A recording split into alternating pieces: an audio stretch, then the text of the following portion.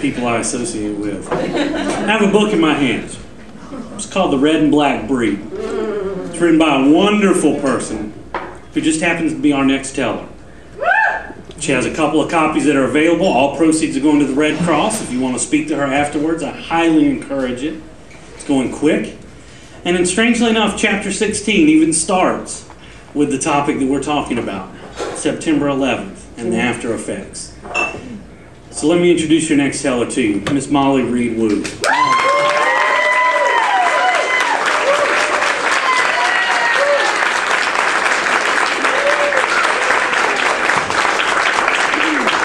So much. I guess on the late morning of September 11th, I was doing what just about everybody was doing, watching TV and going, oh my God, horrified. And at that time I thought they're going to go New York, DC, Atlanta, and then the government center of the nation, and then Atlanta with the CDC and CNN and Hartsfield. We're like the communication center and the health center and the transportation center. I was trying to get prepared, and I already had a lot of stuff left over from the Y2K scare. But,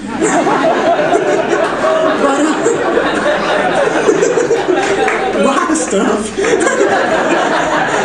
But, to supplement that, I went through my house and got every bucket and pitcher and bowl and filled every bathtub up with water, filled water up. Because, something happens to the water, you're in trouble. And I didn't pour that water down the drain for another week. I just kept it there as I was watching the news every day and hearing about what they thought happened, who they thought did this. And they started talking about Arabs, a group that was a kind of strange military group who blended in like normal people, and they were devout Muslims, radical Muslims, crazy, and that's when I started thinking about Mohamed. Mohamed was our housemate about a year and a half before 9/11. He lived with us for 6, 7, 8 months. He was here studying English at a language school just across from Lenox Square. That language school had quite a few Arab guys studying English there on a scholarship program. They had people from all different countries, and they had a homestay program so that their students could practice living English, and we had a house not too far with a free room and need for some rental income, and we offered ourselves, to different students, come live with us. And one day the homestay director called me and she said, Molly, have you got a room available, because I got this guy Mohamed, and he's living with a lady who's scared he's a terrorist, and she won't let him use the phone, and she won't let him watch TV, and he's the nicest guy, and he's miserable here, and would you be open to having him live with you? And I said, well, let me meet him. I'm not going to judge every... Now, I will say that the bombings of the embassies in Africa had already been in the news, so, terrorism was already in the news. Nothing like it was later, but, people were already looking at Arabs in a different way. But, this guy was here in the open, going to school, learning languages. I met Mohamed. I liked him. I had a good feeling about him right away. And I said, yeah, come on, live with us while you're studying at this school. So he moved in. When he was unpacking his stuff, I was talking to him. He was like 25 years old, devout Muslim, had a nice trim mustache and beard, really handsome fella in his own way. Very nice. And when he's unpacking, I'm asking him, I'm thinking, well, golly, 25 years old, you're sitting on the scholarship, you must be a pretty good student in your country. I said, are you like a grad student in the UAE? And he goes, oh, no. He goes, I'm going to get my college degree here, and then I can go study anywhere. I said, you don't have college degree. I'm going to get my high school degree, then my college degree. I don't have a high school degree yet. It's like 25 years old, doesn't have a high school degree, this is odd. And I thought, well, maybe he has some special job where he needs to learn English. And I said, well, are you working in your country? Do you need English for your job?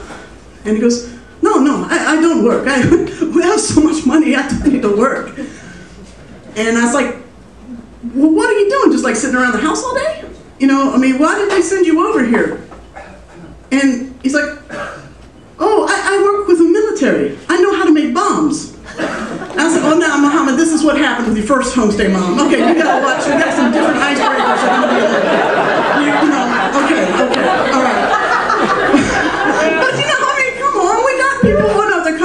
working with our military. They have expertise. I mean, it's all open. I figured he's working with our military.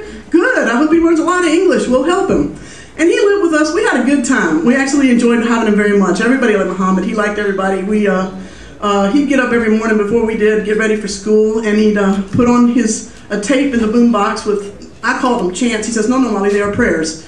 And, he'd listen to his prayers as he's fixing his breakfast, and I'd be upstairs asleep, and he'd do his own thing. And we weren't the best homestay family. At the time, our house had a critter problem.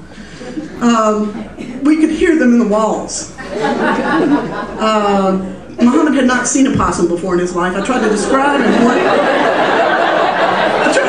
what they looked like, And I showed him we had a little have-a-heart trap, and we put it in the crawl space underneath the house with a little fried chicken in there. And he goes, Molly, when you catch this animal, I want to see this animal because it sounds like a man. and when an animal gets in the ductwork, the metal ductwork, and echoes, it does sound big, but it wasn't that big. But I said, okay, when I catch it, I'm setting the trap, and I want to catch it, of course, I'll let you know. So, that had happened, and then the next morning, I hear him downstairs, running around the kitchen, doing his kitchen stuff, fixing breakfast. I hear the chants, the prayers, rather, and then suddenly I hear him screaming, Molly, please come quickly! Please come quickly! I said, what's wrong? He goes, it's the animal! I said, is it in the trap? He goes, it's in the kitchen! So I run downstairs, and I see Mohamed on one end of the kitchen, plastered against the wall, scared to death, and a little baby possum going along the floorboard on the other side, and it's all kind of orchestrated to that music, those chants on the best. What the hell happened here? I don't know. I'm out of here. It jumped under the kitchen cabinet, but it was okay. We caught it in the have-a-heart trap later. But he was a good man. We enjoyed it. We had a lot of other students live with us and come and go, especially during the holidays. In the holidays, we had Tomomi. He grew up in a Buddhist shrine, and his father was a priest, Buddhist priest in Japan. And we had Francis, whose father was an Episcopal priest. And around the holidays, we all went to different our different places of worship. Some of us went with Mohamed to the mosque on 14th Street. We went to the midnight service at the St. Philip's Cathedral. And, we had a good time. We enjoyed each other. We were learning from each other. It was like an international summer camp, but during the winter and with older kids. But we liked it. And everybody got along fine, but I do know that sometimes Mohamed was homesick, and sometimes he just had to hang out with his friends from his country, and that's okay. And then he sort of got to the point where he wanted to go home. He didn't want to be here anymore. Every now and then he's like, I got to get out of here. I don't want to be here. I want to go home. And I understood that as regular homesickness. I said, but you're on a good program, man. Don't get out of this program. It's a good program. Free tuition, $1,600 a month, spending money. You got it made. But anyway, during one of those times, our friend, our neighbor Glo called, and she said, Glo's 55, 60 years old, very devout Christian. She liked Mohamed too, and she called and she goes, Molly, is Mohamed going to be there this afternoon? I said, yeah. And she goes, because I saw something this weekend and it's a present for him. I want to bring him over a present if that's okay. I said, yeah, that's fine. That's fine. And then I thought, okay, let me prep Mohamed for this. I said, Mohamed, come here. Glo's coming over, Glo. And Glo, she's really, really Christian. I mean, she's the most Christian person I know. I mean, openly. She talks about the Bible a lot and what's going to happen after, good and bad things. And I thought, if she's going to bring Mohamed a present, it's either going to be a beginner's Bible, a crucifix to wear around his neck, or a picture of Jesus to hang up in his room. And this might not go over well, as well intended as it might be. So I told Mohamed, I said, listen, that this is what might happen, and I don't want you to be offended, because in Glo's mind, this is the nicest thing she's got going in her life. And she just wants to share it with you. It doesn't mean that she doesn't respect your religion. It doesn't mean anything like that. It just means that she wants to share something special with you. And please don't take offense. He goes, no, I understand. It's okay. And so Glo comes over. We had some coffee and cookies, and Mohamed had put out some dried figs or dates or some fruit that was traditional to welcome people. And then we sit down with Glo at the table, and she goes, Mohamed, I went to the Beaufort Highway Flea Market this weekend. And I saw something that was so beautiful, I wanted to get it for you because it made me think of you, and I thought it might make your stay here more enjoyable. And so I got it for you. And he's like, okay. And she has this bag, and she pulls this black fabric, folded fabric out of the bag. It's like kind of a black velvet sort of thing, not exactly velvet, but supposed to look like that. And I can tell it has some bright colored screen printing. It's kind of like those Elvis pictures or The Last Supper, that you can hang on the wall.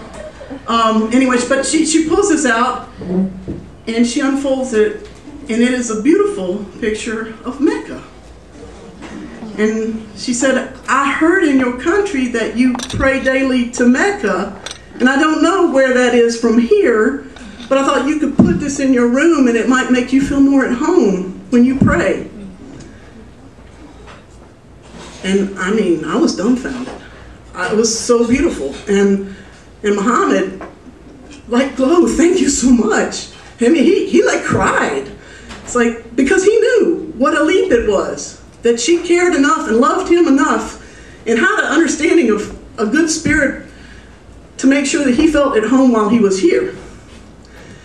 And I thought about that, in Mohamed in the week after 9/11, as I was hearing all the news of how this was like a holy attack, a holy war attack, and these these Muslims are attacking us because they don't like Christians and they think Christians don't like Muslims, and that these are the kind of people they're describing as Al-Qaeda. As much as I hated to think about it, in a way it kind of fit the profile. I should say that Mohamed, after he finished the school where he was going with us, he did all the classes and he wanted to go back home, but someone called him from DC and said, now, tomorrow, get in your car, drive out to the West Coast, and we'll set something up for you there.